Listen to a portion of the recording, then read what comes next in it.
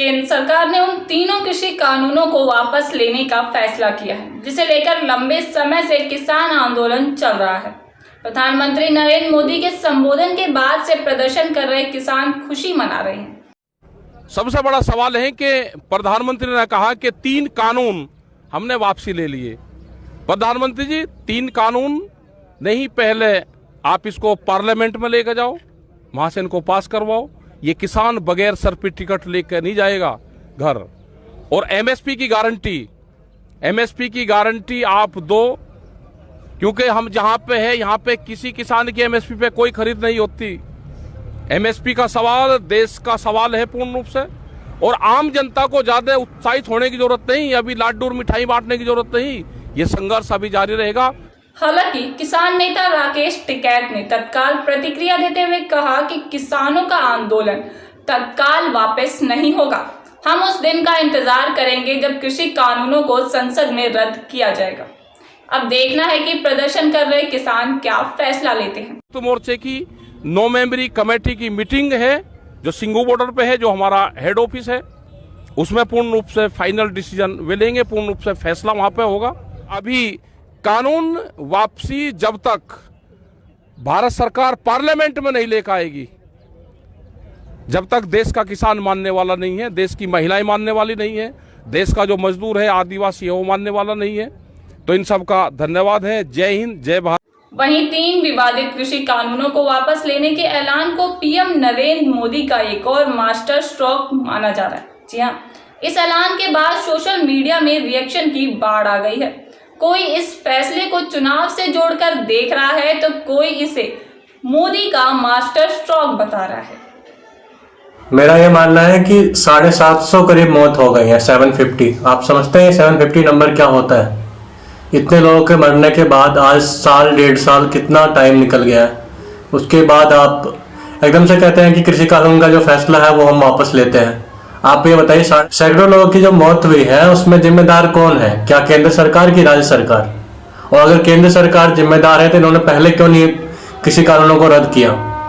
आज ये एकदम से जब पंजाब का इलेक्शन आता है, यूपी का इलेक्शन आता है, तो एकदम से इनको दिन और रात में दिमाग में आता है कि चलो इसको हटाया जाए।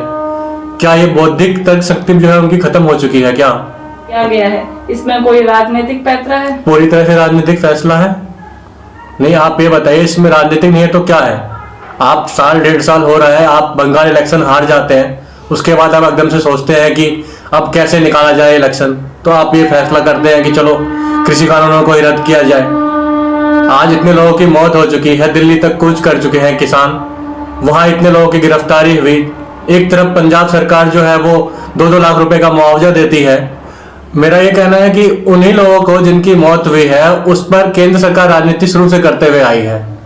आप ये बताइए कि पंजाब सरकार ने जहां एक तरफ जो लोग गिरफ्तार हुए थे दिल्ली कूच के वक्त उनको इनाम दिया, और एक तरफ केंद्र सरकार जो है उनको जेल भेजती है। आप ये बताइए कि सरकार का क्या रवैया क्या है इसका? जाहिर सी बात है, इलेक्शन है, इनका सारा कार्य आप ये देखिए ना, केजरीवाल हो चाहे मोदी जी हो, इन लोगों का सारा कार्य तो इलेक्शन को लेकर के ही होता है। आप ये बताइए, एक कानून या एक काम इनका बताइए जो इन्होंने इलेक्शन के अलावा कैसे भी बोला हो। जैसे ही इलेक्शन आता है तो इनको पंजाब के अंदर हो जाता है, वैसे ही पाकिस्तान के अंदर ये चीज फायर कर देते हैं। इलेक्शन के वक्त ही क्यों होता है? इलेक्शन से पहले क्यों नहीं होता है? क्या उससे पहले कोई काम नहीं होता है या कोई बवाल नहीं होता है? हमारा ये पूछना है। फैसला राजनीति के बाद, चुनाव के बाद हटा दिया जाएगा या फिर इस पर फैसला? देखिए, फैसला हटेगा तो नहीं, ये तो आप भी जानते हैं कि ये गंभीर सवाल है, ये तो हट सकता ही नहीं है, ये तो आपको भी पता है जो फैसला लिया गया। लेकिन मेरा ये कहना है कि इस अंधी सरकार को इतना टाइम क्यों लगता है कोई फैसला लेते वक्त? एक तरफ तो वो कहीं मुसलमान के लिए कुछ अगर लाना होता है वो तुरंत रातों रात ले आते हैं बिना कोई विचार करे। एक तरफ जहां किसान का रहता है, आपका कोई जो मसला होता है तो सरकार सुनती ही नहीं है। आज 750 लोग मर गए हैं, कौन जिम्मेदार है इसके लिए?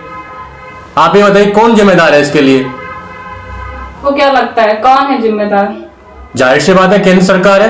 केंद्र सरकार जिसकी भी हो, चाहे कांग्रेस की हो चाहे भाजपा की हो। अगर हम आपको भाजपा के खिलाफ बोलेंगे तो आप बोलेंगे कांग्रेस ही है, अगर हम भाजपा के साथ बोलेंगे तो बोलेंगे भक्त है। ऐसे नहीं चलेगा ना। नुकसान किसका है? नुकसान तो जनता का है ना। लेकिन मोदी जी ने क्षमा भी मांगी है। ऐसे क्षमा याचना से क्या फायदा? क्षमा याचना, आप ये बताइए, आप 750 लोगों के जिम्मेदार हैं मौत का, और उसके लिए आपको मतलब क्षमा किया जाए? किसान सारी चीजों को समझ चुके हैं कि किसान का हितकारी कौन है, किसान का अहितकारी कौन है। केंद्र सरकार उनके पक्ष में है कि विपक्ष में है। किसान इतने ज्यादा बेवकूफ नहीं है जितना आप लोग समझते हैं। आप लोग ये समझते हैं कि किसान जो है वो बेवकूफ है, अनपढ़ है। क्या उनको क्या मतलब कोई अधिकार ही नहीं है? क्या उन्हें अच्छे जीवन जीने का अधिकार नहीं है, या स्वतंत्रता का अधिकार नहीं है? आपको ये पता है क्यों हार हुई है? आप ये बताइए, दिन रात में अगर आप दाढ़ी बढ़ा लेते हैं तो क्या आप रविंद्रनाथ टैगोर बन जाइएगा? आप बताइए, दाढ़ी उन्होंने पहले क्यों नहीं बढ़ाई? पहले उनके पास कोई मुद्दा ही नहीं था दाढ़ी बढ़ाने को लेकर के। उन्होंने बंगाल इलेक्शन देखा, उन्होंने दिमाग लगाया और अपने हिसाब से वो करते हैं हमेशा ही। सूट बूट की सरकार है ये। वे हार गए तो हारना तो था ही उनको। आप ये बताइए, वोट तो हम आप ही देंगे ना। जब हम आपको वोट ही नहीं देंगे तो आप कितना करिएगा? छल कपट से आप कितने सीट ले आइएगा? तो आपको क्या लगता है कि किसान को लेकर जो उन्होंने पैंतरा खेला, इसके बाद यूपी और पंजाब के चुनाव का क्या फैसला होगा? पंजाब में ये ऐसे भी हारेंगे, और पंजाब में ऐसे भी हार रहे थे, इनको भी पता है।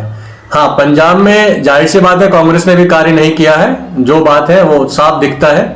लेकिन लोगों को इतनी समझदारी है कि किसके साथ आना है, किसके साथ नहीं आना है। अभी जनता इतनी बेवकूफ नहीं हुई है कि आप उसको बरगरा ले किसान के नाम पर और कुछ चंद वोटों के नाम पर। मैं ये नहीं कहता हूं कि पूरी तरह से गलत था कि सही था, मैं ये बोलने वाला कोई नहीं होता हूं। लेकिन मेरा ये कहना है कि अगर सही था तो फिर सरकार आज बदल क्यों रही है, और अगर बदल रही है तो पहले क्यों नहीं बदली? आप ये बताइए, आप गुरु पूर्णिमा का नाम लेते हैं, आप एक तरह से कहीं ना कहीं भगवान से भी मजाक कर रहे हैं। आप क्या कहना है कि गुरु पूर्णिमा रातों रात नहीं हुआ, ठीक है, गुरु पूर्णिमा पिछली बार से भी था, तो आपको पिछली बार हटा देना चाहिए था। आपसे कौन नहीं गया है? आपके पास रिक्वेस्ट लेके एक से एक नेता गए, एक से एक आम लोग गए, इतने लोगों की मौत हुई, सब पे आपने राजनीति किया। आज जब आप देख रहे हैं कि पंजाब इलेक्शन पास है, यूपी इलेक्शन पास है, हरियाणा के अंदर आपको वोट नहीं मिल रहा है, आपके जो कोर वोटर हैं वो आपका साथ नहीं दे रहे हैं, तो आज आप बोल रहे हैं कि नहीं जो है हम रिपील करते हैं इनको। आप रातों रात रिपील नहीं कर सकते किसी भी कानून को, उनको ये बात पता होना चाहिए। और आप रिपील कर भी रहे हैं तो जनता जान चुकी है सच्चाई क्या है। आप देखिएगा किसान आंदोलन का क्या होगा और क्या नहीं होगा, आपको सब दिखेगा वोटिंग में। चुनाव में जाहिर सी बात है वोट जो है वो जनता देगी, तो जनता देखेगी कि क्या फैसला होगा। मैं कैसे बोल सकता हूं कि क्या फैसला होगा, लेकिन मुझे बस इतना पता है क्योंकि आपने मुझे कृषि कानून के अंतर्गत बात करने के लिए कहा, तो मैं आपको ये बताना चाहता हूं कि कृषि कानून को लेकर के सरकार की जितने भी रवैये रहे अभी तक के, इवन जो भी आपका जो रवैया अभी का रहा है कि हम रिपील करते हैं ये लोगों, ये सब इनका निरर्थक प्रयास है जिस पर कुछ भी इनको हासिल नहीं होगा। इन्होंने जो खोना था वो खो चुके हैं। खैर, इनकी कोशिश है कि कुछ बचा लिया जाए, लेकिन ये कुछ बचा पाएंगे नहीं, ऐसा मुझे लगता है।